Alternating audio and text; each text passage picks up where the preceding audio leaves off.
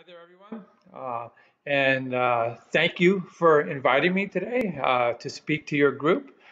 Jennifer approached me and she told me that you had this amazing group of 9 people that were very community involved and very involved in staying vital and staying engaged, and wanted to get my perspective on this. And so as you can see over there on the right-hand side, my name is John Walsh.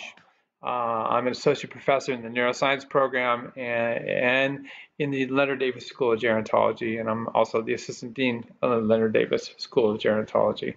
So I just want to say right up front that this is an honor and privilege that you've asked me to come speak to your group today. It is part of our mission to inform people of the incredible ongoing research program that we have at the Leonard Davis School of Gerontology. It is the leading aging research center in the world, and I can say that very easily. And we also are the leading educational center about aging in the world. And it's all encompassing. We provide amazing life skill courses to all of our undergraduate students. I got to know Jennifer, so I'll reflect on later on, because her son Johnny is taking a class that I'm teaching right now. Alrighty, well let's just get right on with it here. And so this right here is from my archives, okay? And so yes, right here in the middle, that's a photo of me, graduated from the University of California, Irvine in 1979. I am 65 years old, going on 66 right now. And I put right next to it a copy I made of this 2021 article from the New York Times. And it's a tongue-in-cheek article, and it's entitled, "I just turned 60, but I still feel 22." And this allows me to speak to a topic that Jennifer asked me to touch upon, and that is ageism. Okay. Now, we all know the ageism that exists from younger generations and their perception that we do not have the ability to keep up as we get older. Okay, and I'll speak to that later. But there's also kind of an ageism within our group, within our cohort. Okay, and the bar that we have set is pretty high. And what I'm talking about is, as this article speaks to, it's a really fun article, and I always provide the links and the resources in all my classes and all my presentations for those people that are really interested in diving a little deeper into the subject. And so what this article speaks to is that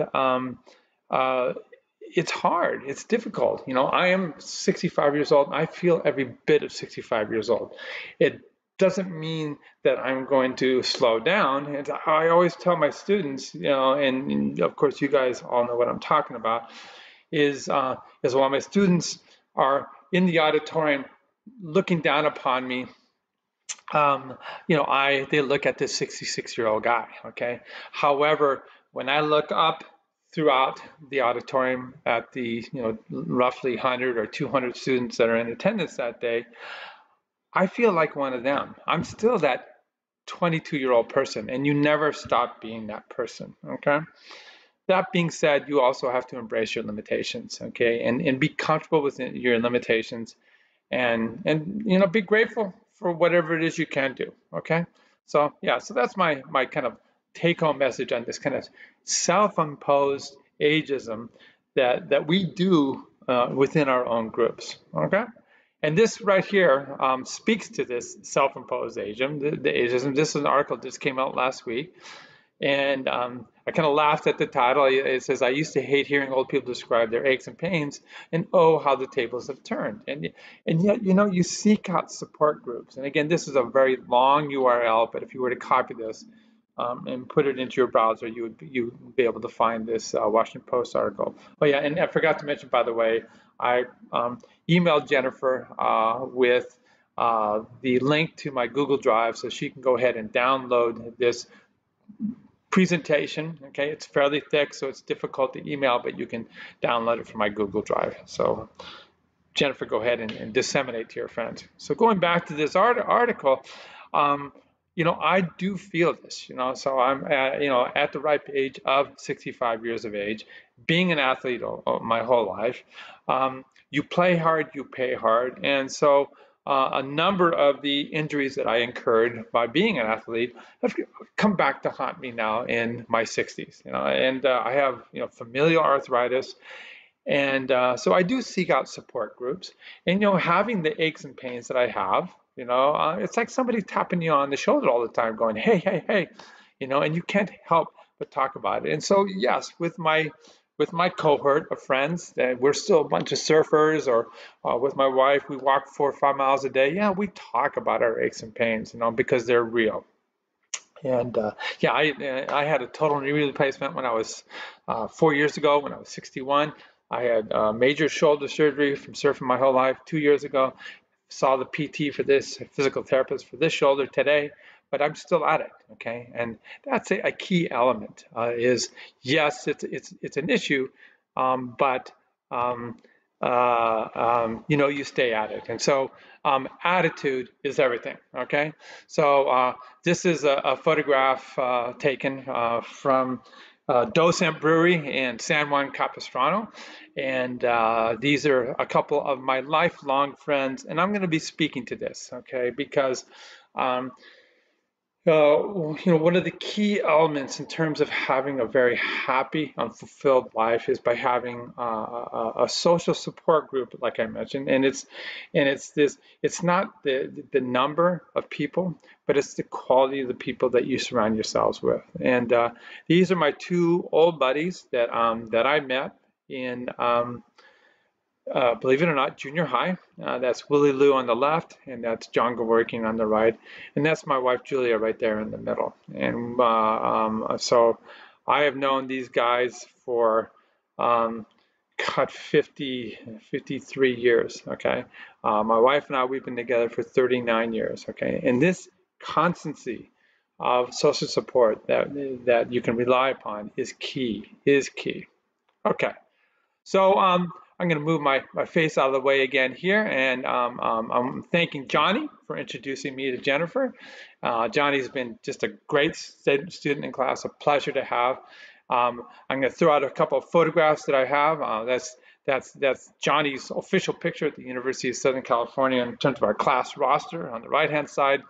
And this Johnny and some of his buddies, where we were doing a part of the science project for my class. And so I teach Johnny all about neuroscientists. I'm a neuroscientist. I know Johnny's going to be a guru in the business world someday, but we're still teaching him to appreciate science. And I'm always teaching him about the key business elements of science. And that's my job. That's my role.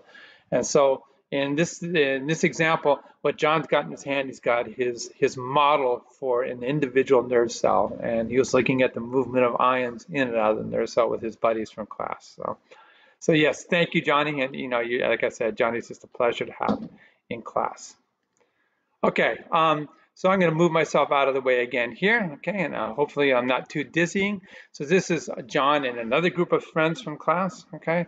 And I took on a whole different strategy the last year at USC. The pandemic was really hard on all of us, especially hard on students as they are growing through their academic careers. And so I decided to make all my exams collaborative. And so this is Johnny and his group of buddies, and they're all taking midterm 1 together as a team. Okay, and it's ended up being an incredible opportunity for education for the students, and everybody loves it. So it's really cool. Okay, so back to our topic here. Okay, so one of my fears, okay, certainly I'm sure it's one of your fears, of getting old is not being the person I want to be. So the question I hope to answer today is, what can I do to slow down my declines in mental health and overall health as I get older? All right. So this is a great image of the deterioration of the brain that I love, and I present in all my classes you see in the background. So what I want to do is I want to start with a little background in terms of those diseases of the brain that affect us as we get older. Okay, so get myself out of the way here, put myself right in the middle. Okay, so I have the verbiage on the right and the graphical representation on the left. So we see that First of all, speaking to a group of successful women, it is a big fear. Almost 2/3 of Americans with Alzheimer's are women. And when we hone down all the numbers, we see over on the right-hand side, nearly 6 million people in the United States and 50 million people worldwide live with dementia. That number is expected to grow dramatically as we increase the lifespan. Okay, so these are the dementia. We're going to talk about Parkinson's disease. These are diseases of survivors. So you've survived maybe a couple of hits. Maybe you had a heart attack. Maybe you had cancer, and now suddenly you're troubled with arthritis your whole life, and now you've survived all that, and then we wear out. Okay, so and we're going to figure out what's going on here and how we can avoid this kind of wearing out process. Okay, so when we look at epidemiology, epidemiology is always talked about in terms of the incidence per thousands of people right here. Okay, so this incidence, and then another number is prevalence. All right, so incidence is talking about what kind of increases you can expect. Okay, and then prevalence tells us how many people have that problem in the here and now. All right. So per age group, okay, the number of new cases per 100,000. That's what we're looking right here, okay? And you can see that it shows this exponential bar graph waveform right here, okay? So we can see here that, almost 4% of people 80 to 84 years of age will get dementia this year, okay? So that's the increase this year. And then it approaches 6% at this age group, okay? And it approaches 12% at this age group. So those, these are serious numbers and something that you want to avoid for sure. And again, I always provide the links for you guys to check out, okay? So when we look at a different kind of readout right here, and this is, how many people totally do we have? So the incidence is the increase, and this is the prevalence, okay?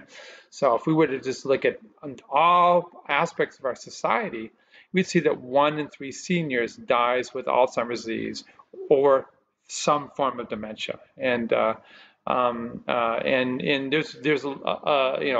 a number of different age-related problems that contribute to this dementia diagnosis. So you have Alzheimer's, you have Parkinson's, you have little miniature strokes, Huntington's disease. These are all contributing factors, okay?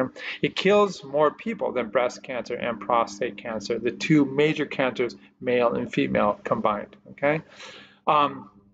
We see over here on the right-hand side, again, the cost to the United States is, basically $1 trillion. It approaches $1 trillion, and it's not just the cost of care. And some of you may already have had to deal with this. And so when we're looking at an assisted living facility that specializes in memory care, you're talking, $60,000, $70,000, $80,000 a year for the care of that significant other, that elder member of your community, of your family. And but then you also have to add in the lost wages that happens for those people that are doing the care delivery, that are doing the patient advocacy. So it is significant on those two ends. And so anything we can do to improve upon this outcome is going to be, not only for us as individuals, but also for us as a community, as a country, a major savings, okay? So Jennifer also asked me to kind of speak to the differences that exist out there between normal aging and dementia, okay? And so this is a really nifty little table right here. And what you see here is that you look at normal aging, and yes, you have an occasional trouble recalling people or places, okay? You forget appointments or events occasionally. Sometimes I cram too many things into my day, and I'm like, oh my God, I forgot, and I really need to pick up my phone and look at my calendar more often than I do, okay? I take a little longer to process information, sometimes losing track within a conversation. You'll be grasping for words, okay? And yes, these are all normal parts of aging. In fact, I think one of the best analogies I tell my students is that when you're trying to retrieve information as a young person, it's like you have a coffee can full of marbles and you're sifting through those marbles, the marbles representing a memory, a name, an item, whatever it is, and eventually you come up and you say, oh, here it is, here's Genevieve, or here's Larry, okay? And for us, we have a giant barrel full of marbles, and it takes associations and strategies, but eventually we do come up with it, and that is the key. And this reflects back on ageism, is that we have the ability. Oftentimes we need to be given a little extra time, and that's okay, but we have the ability to perform at the equal level. Why is all this happening on the left-hand side? There's a lot of kind of phenomenology that's studied in terms of biology of aging. In every single cell of our body, out of our body, we are renewing those cells, putting out new cells for those cells that can be reproduced. The smooth muscles in your vasculature, the endothelial cells in your that line the inner surface of your arteries, those get renewed. And then you have the cells that don't get renewed for the most part, your heart, okay, the muscles that line your skeleton, your brain cells. But those cells that don't get renewed, they're always repurposing all of their building blocks, their key elements, okay? So there's this constant turnover. That all slows down as we get older. That means older proteins, DNA that needs repair, the outer laying membrane that gives the shape and function to cells, it's a little beat up, okay? And so it doesn't process as quickly, but that's okay. We compare that over here to dementia, and again, there's an umbrella here of dementia. Like I said, there's many. Alzheimer's is the most common diagnosis, but there is more and more evidence that there's a lot of overlap between Alzheimer's and vascular dementia. I just want to throw that out there, okay? And then these other forms of dementia, and here, so I may have trouble recalling some of the names of my students who I just got to know over the last 6-7 weeks in class, and that that's okay. But if I have trouble remembering the names of close family members and close friends, that's the sign, okay? If I'm constantly, completely forgetting events, appointments, that's a sign. This is like this occasional thing where I actually stack my agenda too thick and something slips through the cracks on the other side, okay? I have major language issues, and that's what this is right here, okay? I find myself kind of perseverating, repeating myself, okay? Again, that's the issue. We see right here, you're misplacing items all the time. Yes, I occasionally will leave my sunglasses somewhere and I can't find it, okay? That's not dementia, okay? Getting lost, okay, in familiar places, that's dementia, okay? Awesome, okay. What about the other disease that is a major concern with aging, okay? And again, this is that other epidemiology term, okay? This is prevalence, okay? So what we're doing is again, this is not looking at how many new cases we're having in a year or in an age group, okay? But what this is looking at is if we just count every single person in our community that has Parkinson's disease, that's prevalence, okay? And we see, again, the biggest risk factor is age, okay? So we see over the age of 75, roughly 2% of the population that is alive at that moment in time suffers from Parkinson's disease. And again, I provide the resources there for you, for anybody that's interested. All right, here's another one that is a major concern, and this is a lifetime risk of stroke as a function of age, okay? And I'm going to reflect back that we're going to see the problems with our blood vessels. Inflammation in our blood vessels is this common thread between everything I'm going to be talking about, whether it's Alzheimer's, other forms of dementia, Parkinson's, and stroke. Now, stroke is a major, major inflammatory problem where you also combine that with clotting and occlusions that will cut off the flow of blood. So again, the biggest risk factor, of course, is age, okay? And there's that whole background that I was talking about. Things truly do not work like they used to. our production of new cells is slower than it used to be, okay? And then you have this accumulation of damage if you've taken wrong directions in your life that we'll be speaking to later on in terms of diet and exercise, stress, again, the social support group, if you choose the wrong people that are not supportive, these are all elements, okay? So we're looking at, again, the cumulative incidence, okay? So there's the percent increase that happens on a year-by-year basis as a function of age, okay? We see that women on the lower part of this curve, they lag behind, they catch up, and then they far surpass men as a function of age. And this is the overall lifetime risk of a stroke, okay? And it's been calculated for to be between 1 in 6 and 1 in 5 in women, and men having higher rates in younger years, and women having higher rates in older years, all right? Now, then you look at this South Korean study and you see that there's a difference here, okay? And we see here that, yes, as a function of age, the likelihood of stroke goes up. It's another measure. That was incidence. This is prevalence, okay? But it's about half of what we saw in the US. And then we see also here that unlike in the US, where women surpass men in their right around 7 years of age, women they lag behind, as you see here in orange compared to green. So you have to ask yourself, what are women doing better in South Korea than men? And it really comes down to diet, a consistent across the board and across the entire society of South Korea compared to our entire society in the US of diet and social support. Okay, so some more background that's going on.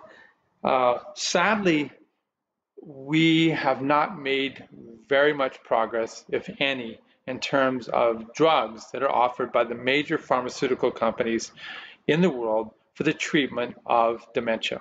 All right, so, and this is only getting worse, okay?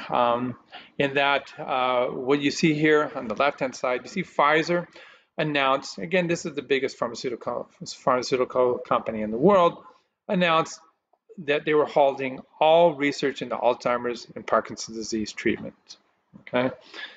And it's a really, really terrible situation. Now, why is this, okay? Because they can spend hundreds and hundreds of millions, even billions of dollars developing drugs.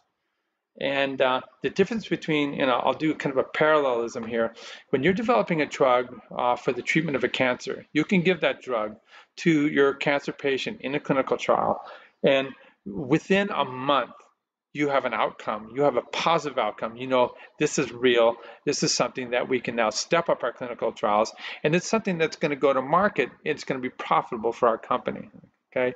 Now we flip it over to these chronic, slow, progressive diseases of the aging brain, Parkinson's and Alzheimer's, okay? So cancer progresses very rapidly. These do not. And so you develop a drug based on animal models, okay? And then you start a clinical trial, okay? And unlike the cancer drug where you can treat a patient within a week or a month, know, hey, this stuff is really working. You have to, first of all, identify a very early onset Parkinson's and Alzheimer's patient, and then you would have to give that drug over the course of 10 years, only to find out that it didn't work. All right, so that is a really, really horrible business model. And that's why many of the major drug companies are dropping out. All right, so this then leaves it up to academics and just to society in general. Okay, so this was, again, from the Pfizer spokesperson. This was a 2018 article, and it speaks to the fact that current medications for Alzheimer's disease, they're approved. Okay, it's better than nothing, okay? These drugs were pioneered, as I indicated, in the 70s and 80s, and the key problem is there a way of treating symptom, but they don't treat the underlying cause, and so the disease progresses, and within a few years, these drugs, by treating symptom, don't work anymore, okay? So that's a major issue, and again, this is an article that I reflect upon. Here's another article right here. And in this article, it discusses two other large pharmaceutical companies, and a look at 7 other companies that are in the hunt.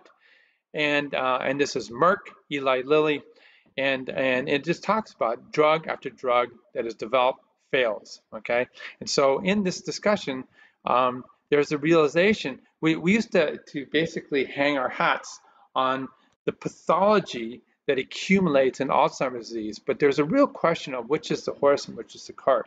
The pathology is people develop amyloid plaques. And these are from cells that are died, nerve cells that have died off, okay?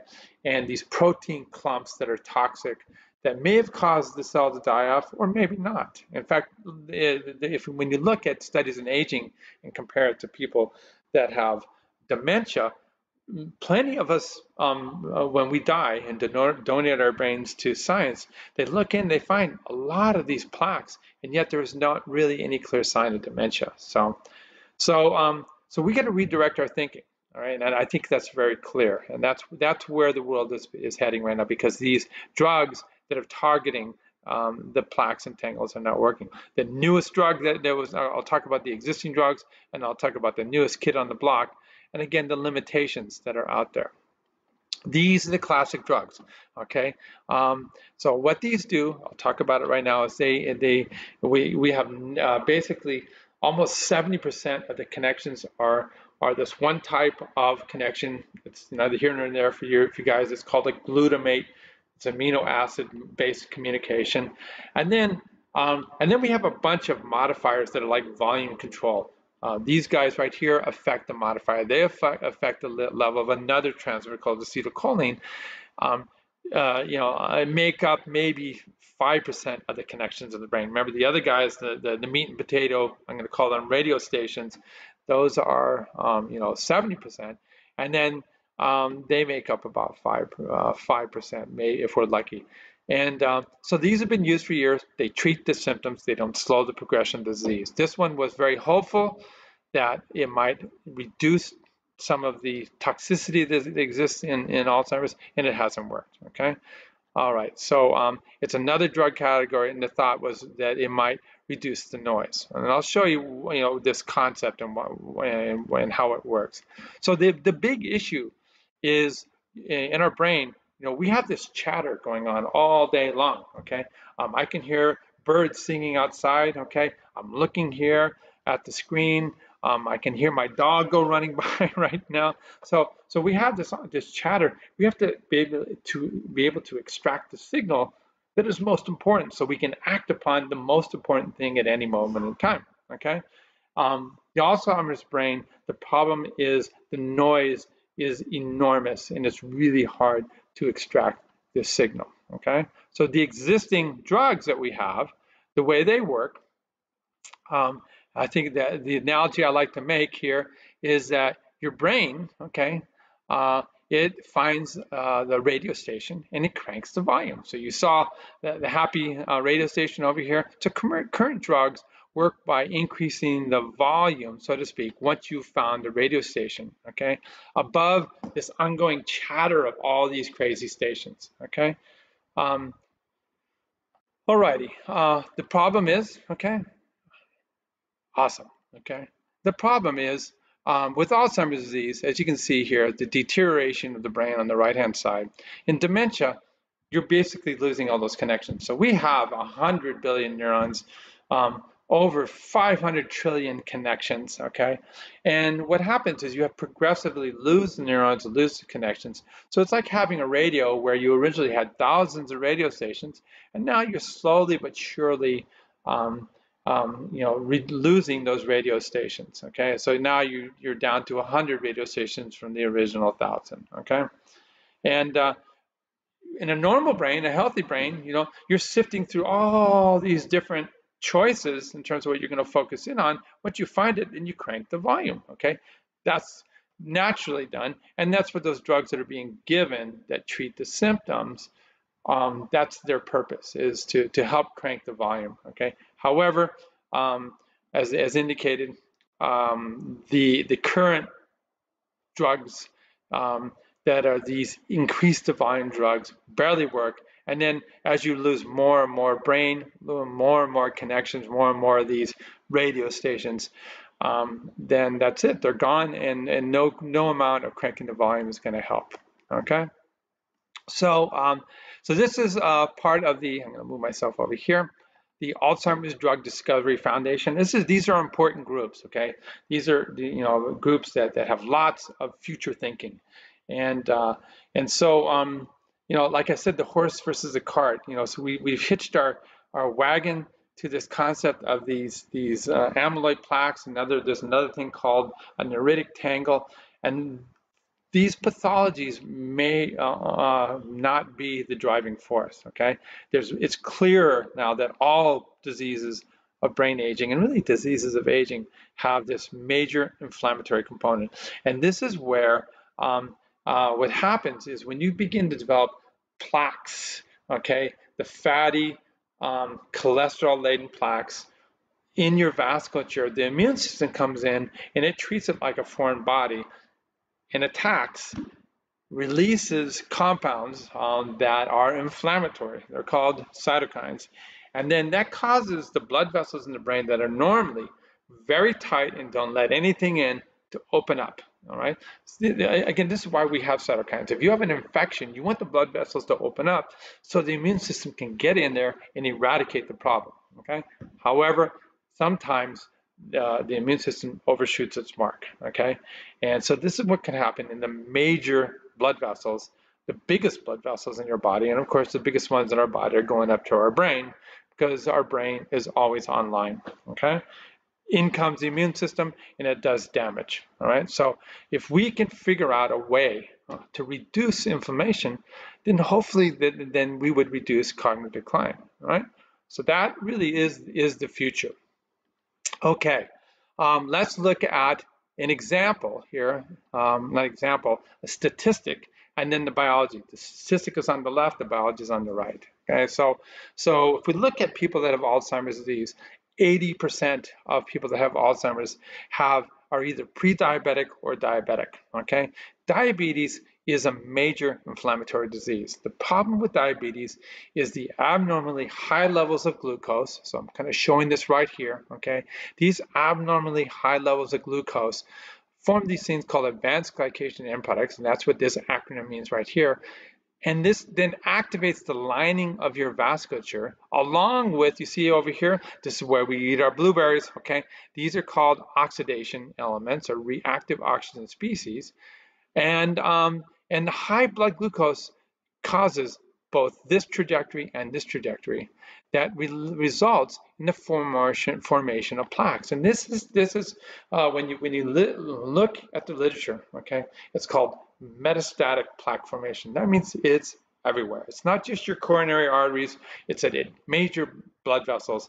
It underlies kidney disease and underlies dementia, stroke, coronary artery disease, on and on and on and on. All right, so if we can use a drug therapy that would target diabetes, reduce the inflammation, and then the associated vascular disease, that might be a more valuable approach. And so I bring into focus here the new kid on the block, okay? And there's a whole new class of diabetes drugs, okay?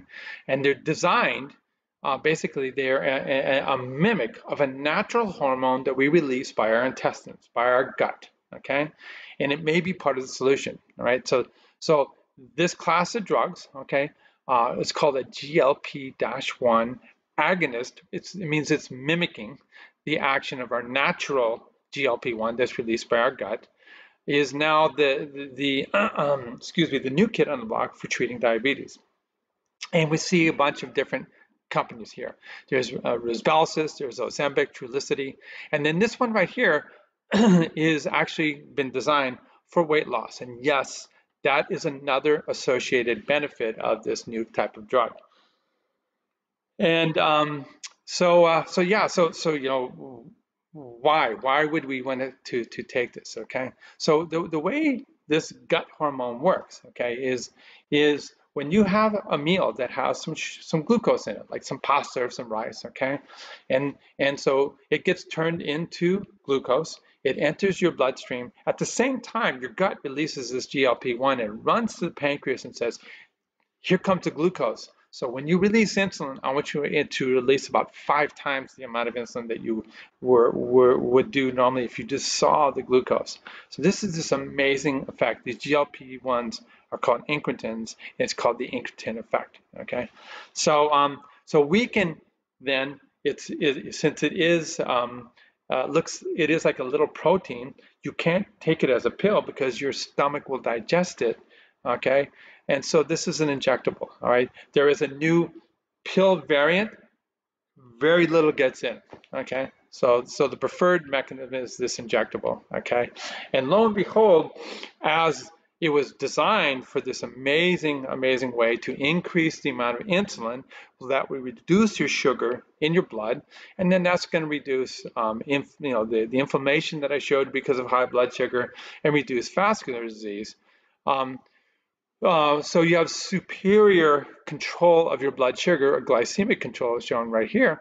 But what was also shown is that you had superior and sustained weight loss. And this is a big deal, okay? And the reason this is a big deal is there's no bigger source of inflammation, global inflammation throughout your whole body, than what is referred to as visceral fat. And this is the fat that you can't really even see. Men have this male pattern of obesity where it's all tummy, and a big part of that is the fat within the viscera that's pushing out. The fat that surrounds your heart, that surrounds your liver, that surrounds your intestines, okay? That fat is seriously inflammatory. So it activates the immune system like none other, and it just causes this kind of downward spiral in terms of increasing even further the diabetic situation, where your insulin receptors become resistant. Okay, so you can control your blood glucose, which is good about everything I talked about. But importantly, right here, this hormone that gets released by your gut, it's like this amazing computer that we have within our bodies. The hormone travels up to the brain and says, hey, you're eating right now, so guess what? You need to slow your roll. So this hormone goes up to the brain and makes you feel full. So it turns off your appetite, okay? That's huge. And so across the board, and it just depends on the compound. So Wegovy is designed for weight loss, also has major benefits for diabetes, and Ozempic is also designed for weight loss and diabetes. So this is the new kid on the block. It has huge vascular benefits. Okay, definitely shown to reduce heart disease, peripheral artery disease, kidney disease. So it's doing, and now it's being shown to reduce the progression of Alzheimer's disease. All right. So I provide this link. It describes the mechanism of action. It shows you how it works. This is a cell membrane, and it shows you how the GLP-1 works. Okay. So this is important. Okay. I'm providing this as the Alzheimer's forum link right there, and then this is the link to the clinical trials right here. Anytime you want to look up a clinical trial that's ongoing in our country, it's all controlled by our federal government through the National Institute of Health. And I have right here this arrow and this arrow. This is the chemical name for Ozempic. And so there's up to this point in time, we've never been able to treat the progression. So this is right now in clinical trial as a potential mechanism to slow the progression of dementia. And it's doing so by reducing the inflammation in the brain, reducing potentially the underlying cause for what's going on. I forgot to mention there is another drug that was FDA approved, okay, for dementia. It's an antibody that you would infuse. The antibody, the concept is it binds this amyloid, and it's kind of hit or miss. It doesn't seem to be working that well, and it's super expensive. Insurance companies won't cover it. Okay, so this right here is super exciting, and I would, in terms of being an investor, a consumer, I would really keep our eyes on this semaglutide, also called Ozempic, Wegovy, Trulicity, all these different types of drugs. Okay, and their potential purpose in terms of controlling Alzheimer's disease and other forms of dementia. Okay, All right, so I think it's pretty clear that the current standard of care, okay, is totally inadequate. Okay, future medical treatments. Okay, hopefully we can put this stuff in our back pocket. What I was talking about in terms of these diabetes drugs, um, to help me if I start going down that pathway. But I really don't want my brain, my life to get to that point that I need that type of intervention, especially because um, while we could slow the progression, okay, maybe slow the decline of degeneration, whatever problems that have happened, you can't replace your nerve cells, you can't replace your brain cells, okay? So I get down here to the bottom part then, I want to be part of this movement. You know, it's very colloquial, this wellness, it's lifestyle, to do things under my control to stay vital and maybe even improve my life course. Um, so let's look at what we know about lifestyle, aging, and cognition. Okay, so uh, I'm gonna speak to this and I'll get my image out of the way over here, okay? So more and more data indicates that social engagement is the #1 predictor of having a very healthy and long life, and also, of course, having a very fulfilled and happy life, all right? And I'm gonna reflect on a couple of gigantic studies that looked at 30, 40,000 people, okay? And they followed them over an incredibly long period of time, okay? And so when you look at this, okay, we can look at all the lists of positive things that we can do to improve our overall brain health and improve our overall health. Things like education, physical activity, eating well, having fun with moderate alcohol consumption. Yes, and that is part of the blue zone concept, okay? 2 glasses of wine a day, no more, 2 a day, okay? You're more likely to engage in these activities if you surround yourself with people that are supportive, that get you, and are of like mind, okay? So we can come over here now and we can look at strong evidence, moderate evidence, lower evidence, and still kind of looking at this, okay? Now, this particular paper was a little bit older, and in this, I think, is becoming very, very, very strong now because of this concept of people of like mind doing the similar things, okay? So strong evidence that the more years of formal education, the lower the cognitive decline. And this is because it is this use it or lose it, that you're driving your brain, creating synapses, challenging your brain. It's all what it's, you know, basically the body's resources go to whatever is being used. Physical activity increases blood flow, increases growth factors in the brain. We'll talk about this. Diet reduces oxidation, delivers the necessary building blocks, okay? Cognitive training and restructuring, again, is all part of more likely to happen because of education. Moderate alcohol reduces stress, and that's key. It's key, okay? And social engagement. And then these are all the big risk factors. So I talked hard about diabetes, hyperlipidemia, obesity, hypertension. This is all part of what people that are in this field refer to as our country's metabolic syndrome, okay? And they all increase the risk for cognitive decline.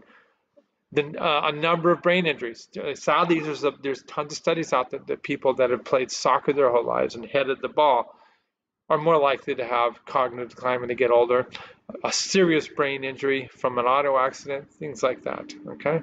We know that smoking screws up your vasculature, and then as a result, more inflammation, okay?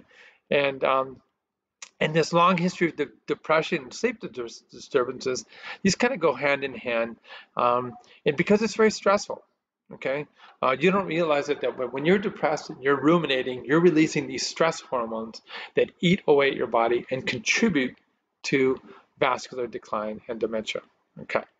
Alrighty, so this is what we have under our power: sociality, exercise, challenging our mental abilities, read, and be curious, healthy diet, music, meditation, okay? All right, so let's take a look here at sociality. So this is a huge study that was conducted by IBM, and they keep repurposing this study, okay?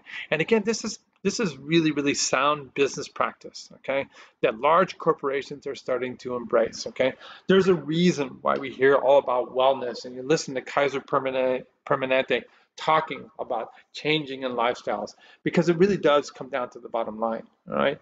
And loneliness is the biggest predictor of having aging and age-related disease, so accelerated aging and disease, okay? So the lack of sociality, and it goes back to all the things that I spoke about, okay? And then we look over here, okay, and this IBM study was piggybacked. I'm going to put my face right over that on this long continuous, okay, it's called a longitudinal study. When you look at you follow people rather than sampling, you know, cross sections of what's happening in the world at this moment. We followed the same people over, say, an 80-year period. So this study has been followed a bunch of 20-year-olds, okay, started with, and they have a new cohort that they've been following, thousands and thousands of people, okay, and study's 80 years old, so it's one of a kind. It's being done at Harvard, and it's proven that people that, again, have this sociality that is purposeful, that sociality that is surrounding yourself with people that are supportive, all right? So it's not the number of friends, it's the quality of the relationship is the best predictor, okay? And oftentimes people like this are happier because they embrace their community, they're super engaged. And being engaged is key. You cannot drop out, okay? You need to be engaged, all right? So this is this article, and then this is a very cool 12-minute video that describes the study and the outcomes that I was talking about. Okay, and this is the actual website if you're curious, and maybe you can become part of their study, okay? Or have your children become part of their study. So check out that website. Again, this is the generational study looking at adult development, happiness, longevity, and disease prevention, okay? All right, so I'm showing myself as an example now, all right? So this is me right here, okay? I'm 15 years old. Remember I talked about Willie Lou and John Gavorkian from junior high? This is one of my junior high friends, all right? This is Ken Polanco right here, okay? So we've been buddies for a long time, all right? So we've been friends for 50 plus years, okay? There's Ken again and myself right there. And again, it's somebody that is effortless, okay? That is supportive, that gets me, never questions me, okay? That's my wife, Julia, right there, and that's Ken's wife, Deb. By the way, these guys you probably wear some of their clothes. They're very successful. They are the co-founders and co-CEOs of Sanctuary Clothing. And yeah, we've pursued different paths, but we have this commonality and this comfort in each other, which is super key. And there's the website, the Sanctuary Clothing. Check it out. Really, really cool clothing. Okay. What other kind of social support do I have? I maintain a connection with my students. Okay, so this is my upper division class. These are all students that saw themselves going to medical school, and yes, a bunch of these students are now in medical school. So this is taken from a few years back, and I do find these long-term supportive connections with my students, along with my friends. Again, great people, supportive. This is Johnny's class, okay? So this is the title of this class is called A Journey into the Mind. This is, you know, at the very beginning, we were all wearing masks, we were all being conscientious, we were being very careful, and we were being super considerate of everybody else, you know? My wife has leukemia, all right? And so we have to be careful, and everybody in the class fully respected it, and I give him lots of credit, okay? And Johnny's sitting right up here somewhere, and I think I captured his group up here. This is Johnny and his little cluster of friends up here in the back of the class, okay? All right. This is another one of my long-term buddies, okay? Long-term for him, okay? So this is me a few years back. So this is Tristan Detweiler. check out his website. I seem to, for some reason, I become friends with people that that make clothing. So he is an entrepreneur. We met in the very same class that Johnny is in right now, but we met 5 years ago. And so Tristan's gone on, and he actually has had his clothing that he makes. He makes it from quilts, from really old quilts that he finds all around the world. And he's actually had a number of write-ups in fashion magazines and New York Times. He actually had a display at the Metropolitan Museum in New York City. So great guy, and we surf together all the time. Again, it's a combination, it's this concept. Social support, all right? So this is, I love this photo. This is during the pandemic, 2021. I've gone to every single infusion, every single doctor visit ever since my wife, Julia, was diagnosed with leukemia. She was diagnosed 9 years ago, all right? Sadly, things got really bad about 4.5, 5 years ago. She went into clinical trial. It was almost 5 years ago. And yeah, she was sick.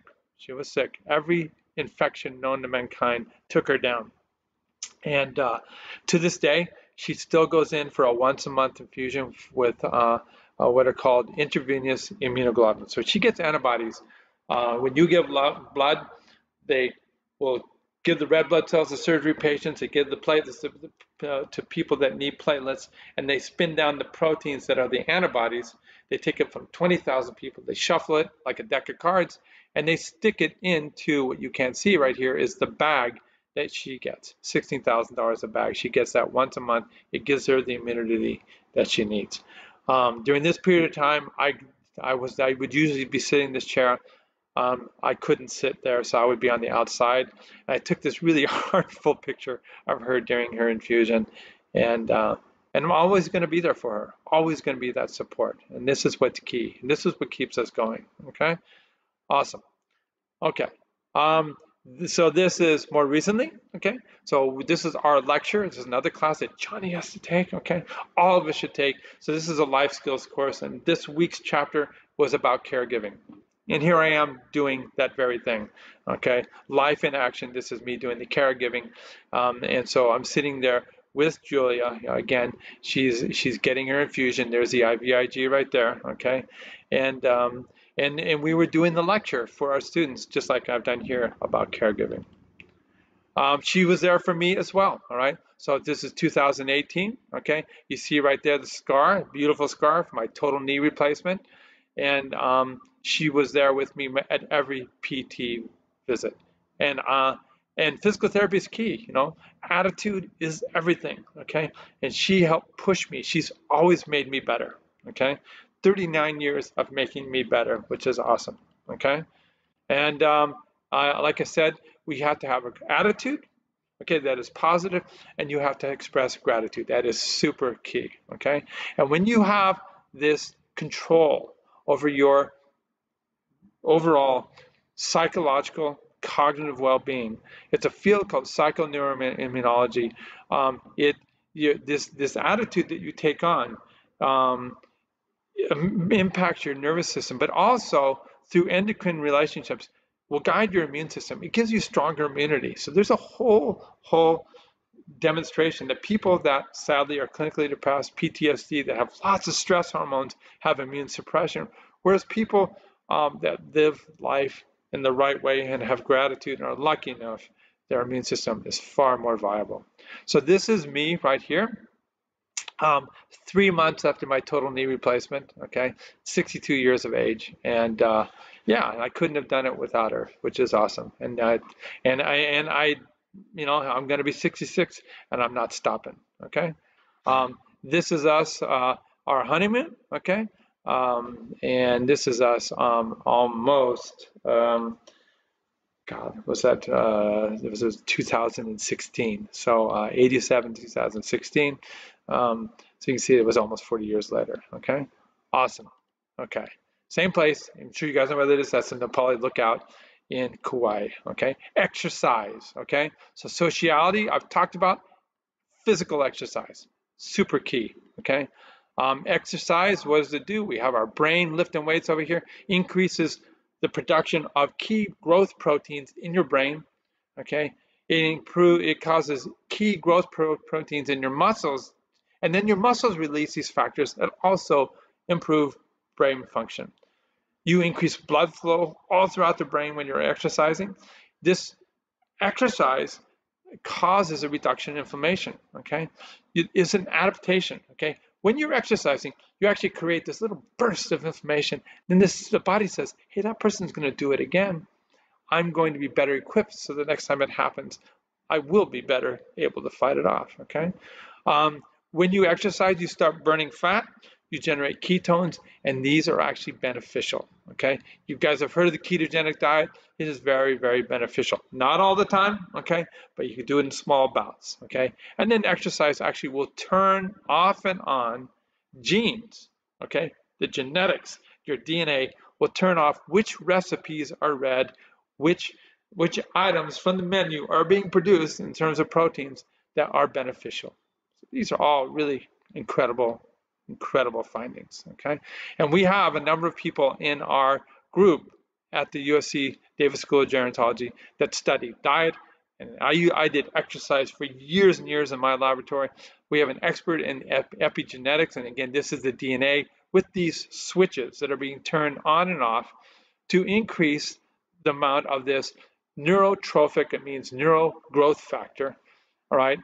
It is brain derived and it stimulates the formation of bunches and bunches of new connections. So it's all about being cognitively intact because exercises is increasing the output of all these new proteins. Like I said, when you exercise, fat and muscle releases factors into the blood, and these blood signals increase blood flow to the brain and improve the overall function of the brain.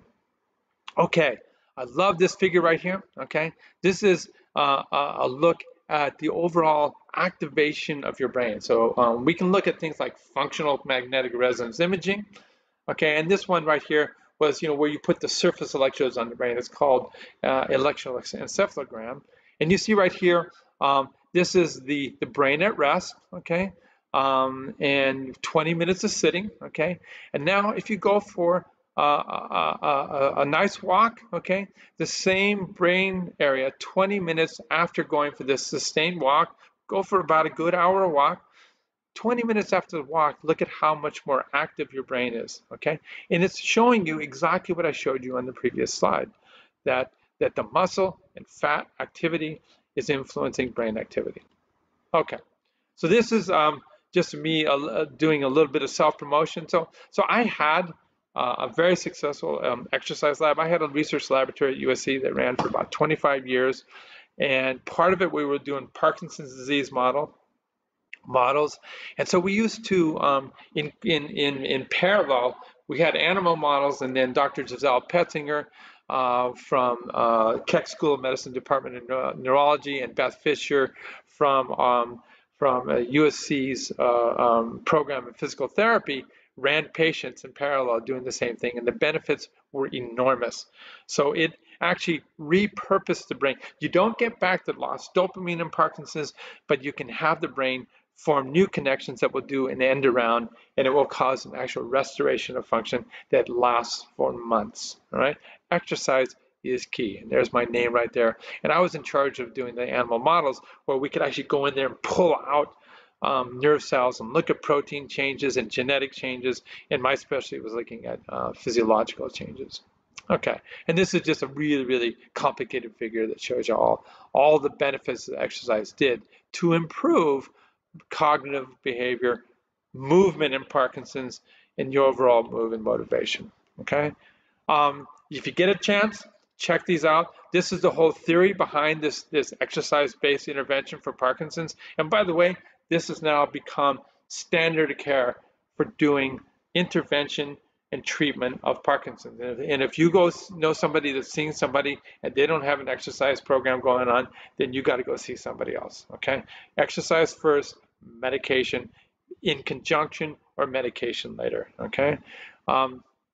So this is Giselle's patient, Bernie, and it's a before and after. You can see right here how unsteady he looks, and then in the video, if you get the time to look at it, he is just hoofing it, and it's amazing the transformation that Bernie underwent after 6 weeks, okay? And then this one right here, Think Big, okay? So this is, the video for Bernie, that was Dr. Petzinger's patient, and then this one right here is the whole premise about training your brain, and that's what we're all doing. All right, challenge your mental abilities. Okay, so this is a great article that I found from Entrepreneur magazine, and again, it's you never hit the off switch. You always have the on switch in terms of your mental abilities, and it's a 5-step formula that we see over here. You obviously you're going to recalibrate your expectations. Things change through your life. Okay, you celebrate your success, and when you stumble, you acknowledge the problems. Lesson learned. Okay, never stop growing. Never stop being creative. Life can be a grind. All right, so you got to let yourself get into this zone of inspiration. Give yourself time off. Give yourself the necessary toolkit so that you can constantly be inspired. Okay, so that you are constantly saying, "I love what I'm doing. I'm proud of what I'm doing." If you see success out there, then you mirror that. Okay, and you should never say, "Not me." You always say, "Why not me?" Okay, I can be that person. Alrighty. Diet, very quickly here. All right. So there is a movement. We have 3 laboratories that specialize in looking at the health benefits of fasting at the School of Gerontology. Walter Longo is one of the world leaders, and Sean Curran, another one of the leaders. And this is for Johnny's class. Okay, so I was promoting this that occasionally, when you can, give yourself a break. Okay, so you sit there and eat your ice cream or whatever it is till about 8 p.m. All right, so this is the 8:16. Okay, and then get up in the morning, you have a cup of coffee. If you need a little creamer, all right, put a little cream in, and then get out there and exercise at the end of your fast. And then what happens is you then eat at 12 noon. All right, so you're using your sleep period to fast. Okay, don't stay up at night eating ice cream at midnight. That's a no-no. Okay, and then you eat for 8 hours. So once you begin eating at noon, you're good to go till 8 o'clock. Okay, what also happens is you eat better. Okay, so you try and feed yourself in really high quality food. Alrighty, okay, so this is this concept. Okay, it's been shown that will happen is you'll burn through your glucose reserves. Okay, that exists in your muscle, that exists in your liver, and then you start to tap into your body's fat. Okay, and so towards the end of this fasting period, my 16 hours. Okay, let's say it's 10 o'clock, 11 o'clock. What I routinely do, because I have the luxury of doing this, I'll go for a good hour walk. I'll go a 4 to 5 mile walk, and I then at that point start to burn fat. Your brain cannot burn fat, so your liver processes the fat, turns it into these ketones. The ketones go up into the brain. The brain loves ketones, and what happens is the brain says, "Hey, this is a little different program. All right, what I'm going to do is I'm going to increase my defense against oxidation that underlies or contributes to the inflammation that we were talking about, right? So this is this beautiful natural way of reducing oxidation and reducing inflammation, all right? So it's just a total win-win. If you're lowering your blood glucose because your glucose is gone during this fast, then it gets rid of all those problems that contribute to diabetes and inflammation that I talked about before, all right? And so generally speaking, what my approach then is when I get done with my 16 of fasting, and my wife has been doing it for years, okay? Works like a champ for her. I do it off and on, okay? But when I do eat, I eat healthily, I eat smartly, I use the Mediterranean approach, okay? So right here, we see this particular day, all the fruits and nuts and cottage cheese. And in the varied fruits and nuts, it's like a new meal every day. you know, so I never habituate to it and I never tire of it. Sometimes I use yogurt, always unsweetened, okay? You can use non-fat, okay, high protein yogurt, works like a champ. Um, we try to use, again, the Mediterranean approach, lots of olive oil and just vegetables, you know, so I limit my intake of meats. I do eat meats on occasion, but I try to limit it, okay? So you approach fasting with really good eating habits, okay?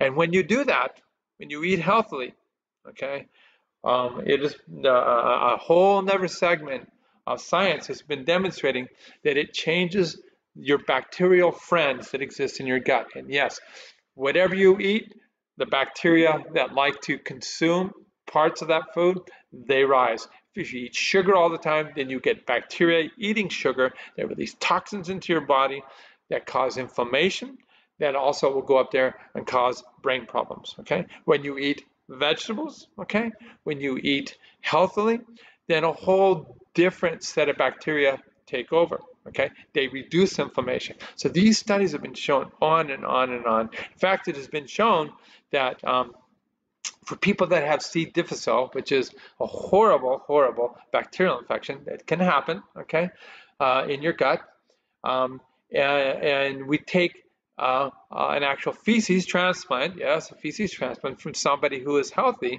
and put it into the person that has had that C. difficile.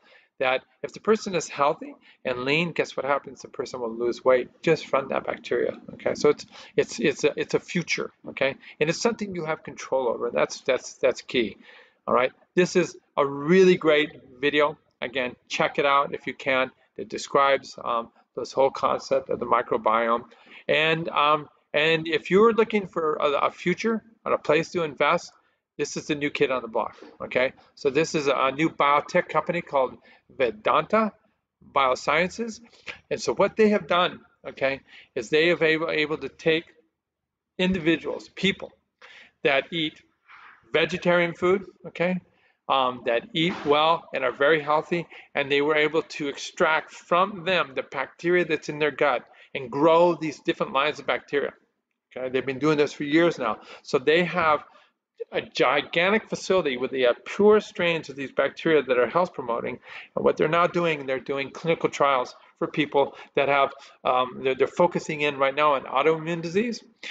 So people that have celiac disease, irritable bowel syndrome, Crohn's disease, and what they're doing is they're putting these bacteria through ingestion, okay, into people, okay, and seeing if it will reduce or eliminate these horrible chronic inflammatory diseases of the gut. That's just scratching the surface. The future is coming with this, okay? Music, all right? These are all these quality of life issues, okay? You know, and you know, find your Spotify list, find your music. I listen to music all the time when I'm driving. I listen, you can talk to Johnny, Jennifer. I put music on 2-3 times a lecture, all right? And what it does is, you know, it's really interesting to sit there and watch a class of 200 students or 100 students. They first come to my classes and they're like, what's this all about, you know? First week of class, okay? And by about the 4th week of class, everybody's sitting there just kind of moving to the music together, you know? So there's this social connection, you know? Why is it when we go to a concert, for us old guys, you know, maybe I'll go see Michael McDonald or Steely Dan or something like that. We went and saw Anita Baker over at the Greek a few years back, you know, and you look around and you feel this connectiveness, okay? Just the sociality based on music, okay? And guess what happens when you listen to music? You engage the entire brain, okay? It's not like when you're doing math and there's this little area of the brain that's going, when you listen to music, the whole brain's active, and the more active the brain is, the better off it is. Lastly, we can look at meditation. And this goes back to stress. I know I wish I could do the entire lecture on stress, but I can't. These are all the processes of meditation, okay, that you need to consider. And you guys, I'm sure, are very on board with meditation through yoga, through positive thinking. Music is a form of meditation, okay? In the end, meditation will lower your stress response, lowers your fight or flight response. Key is to reduce this hormone.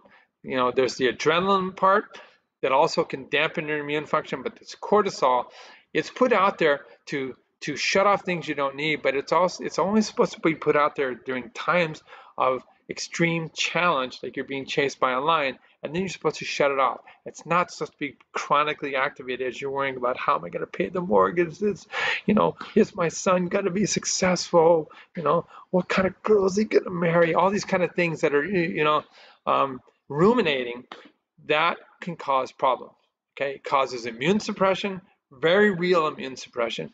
It causes a condition called stress-induced diabetes and stress-induced dementia because it begins to eat away at the brain.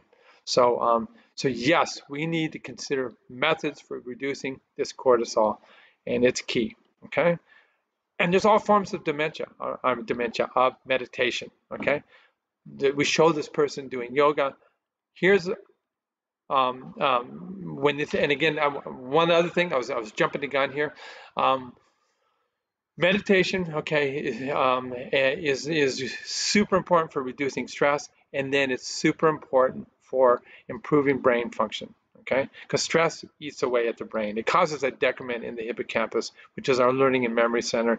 It causes a decrement in function in our prefrontal cortex right here, which is our decision maker, which is our executive, okay? And then it causes this huge, gigantic enhancement of our fight or flight, our fear center, which is not good, causes anxiety. All right, so what am I going to show you right here? That's me doing my meditation, okay? So this is just me from last year. Again, when I'm out there in the water, I don't care what kind of problems I have. I don't care what's been going on in my life. When I'm out there surfing, I think surfing for 2 hours, nothing else. I've told my students this for what's on now 30 years at USC. It never changes. Even though I've let everybody know about it, when I'm in this and I'm doing it, that's what I'm doing. And it frees the spirit and it frees the mind from producing that stress response. All righty. Now, I did make mention of this concept of living life right. I really, really want you guys to check this out. These are the blue zones. There are these 5 communities that are identified where people live healthy, happy, and longer, okay? Jill and I just came back from Nicoya, Costa Rica, one of the blue zones. We're taking we're going down there just to get things set up. We're taking a class of students from USC down there in May for 2 weeks, and we're going to teach them how to live life in a very purposeful, very healthy way, all right? So again, these people live long, long, long, long lives, okay? And there's Nicoya, Costa Rica, there's Icaria, Greece, there's Sardinia, Italy, there's Okinawa, Japan, and then we have Loma Linda here in California, where there is faith, the Seventh-day Adventists. They're purely vegetarian, and they support each other economically, all right? So check this out for sure. And you look at the credo of these blue zones, okay? And it's everything I've talked about. Who are these people that live long, happy, vital lives in these communities? First of all, they're very natural communities. They're moving naturally and purposefully all day long, okay? A lot of them are still out there going out to gather their food, and they're exchanging food, natural food between communities, okay? So this is something that you can do as well. Go out there and work in terms of gathering your food. I kid you not, go to farmers markets, okay? The other thing that you do is you use stairs instead of elevators, okay? You'll be sitting around for a while, you get up, you move around, okay? Be natural in your movements, be purposeful, okay? And then you have to have this purpose in living, okay? So for me, it's being an educator, okay? It's sharing everything that I have lived my whole life, all the knowledge I've gained my whole life to motivate all my students, all right? To get them to really want to be the best physicians possible. I teach mostly pre-meds, and then I had this luxury of teaching people like Johnny Bond in my class, who maybe otherwise wouldn't take a class from me, and then they get a really unique kind of perspective of how important biology is and how important neuroscience is, okay? And while I put the pedal to the metal in terms of having purpose, I also take time for myself and I downshift. All right. It's, I am a pleasure addict. Okay. And to a fault, I make sure that I always have time for me in terms of what I need. So the things that I do to improve my overall health is I do surfing, I do walking, and then I downshift, with my wife all the time and my friends. In terms of eating, okay, I talked about fasting. The general rule is unlike going to the Cheesecake Factory where you get a plate like this and you eat the whole thing. Because you think about our ancestors, guys. Um, you know, this recent situation over the last 200 years where we have unlimited access to unlimited food, that's way out of whack in terms of who we are as a species. All right, for millions of years we ran around, we would see food, we would eat as much as we could, it would be gone, and then we might go 10 days without anything. All right, or brief periods of limited food for a long period of time, but having access to all this food is not right. So you have to do some cognitive behavioral restructuring, cognitive behavioral therapy, where you're going to tell yourself, I'm going to limit how much I eat. Because what happens is it takes time for all the messengers that exist in our body. Messengers, we actually release hormones from our fat cells. Once they get filled up, and we get, like I talked about, that one hormone that gets released from my intestines or our gut, they go up to the brain and say, you know what, you've had too much. It's time to slow your roll, okay? So, and I think one of the problems we have here in the U.S. that I have seen that is different in other parts of the world is we are in such high stress, go, go, go mode that we'll take our meal and we'll just get it done and then we're off, Whereas, when I had the luxury of spending time with a family in southern France, the meals would last 3 hours, and you didn't eat as much, okay? Because it gave your brain to do its thing. You use a Mediterranean plant-based slant and 2 glasses of wine at night, okay? Sociology, okay? You guys have selected your tribe. I have selected my tribe. My tribe of people that are supportive, my tribe of people that get me, okay? And between all of my friends that are my logical family, okay? These are my loved ones along with my genetic family, gives me this sense of belonging, okay? And again, this gratitude. And these are all the key elements, okay? And thank you, Dan Buettner. He was actually funded to identify these blue zones, traveled the world, and he found these blue zones. All right, so I was a little bit long-winded, but that's the way it goes. I just wanted to give you guys all the background I could. Thank you for giving me this opportunity. Don't hesitate to contact me if you ever want me to talk about other aspects of health, other aspects of what we're doing, and hopefully we'll all meet together in place. Thank you again. Take care.